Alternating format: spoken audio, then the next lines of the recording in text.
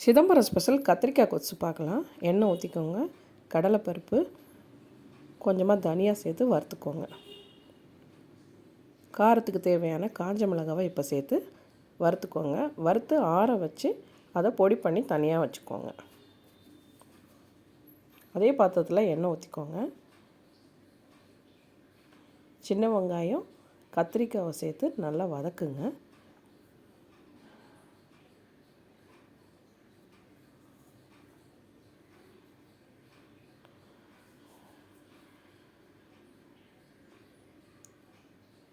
வதங்கிடுச்சு. இப்போ அதை ஆற வச்சு மிக்சியில் கொரகொரப்பாக அரைச்சி வச்சுக்கோங்க. அதே கடாயில் எண்ணெய் சேர்த்துக்கோங்க.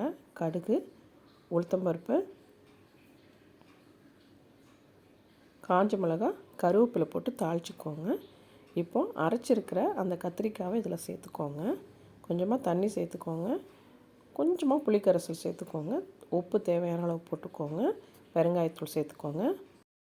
இப்போ பொடி பண்ணி வச்சுருக்க அந்த பொடி இதில் சேர்த்துக்கோங்க. இப்போ அருமையாக ரெடி ஆகிடுச்சு பாருங்கள். கடைசியாக கொத்தமல்லி தழை போட்டு இறக்கிடுங்க. சூடான இட்லிக்கு கத்திரிக்காய் கொத்து வச்சு சாப்பிடுங்க. அருமையாக இருக்கும்.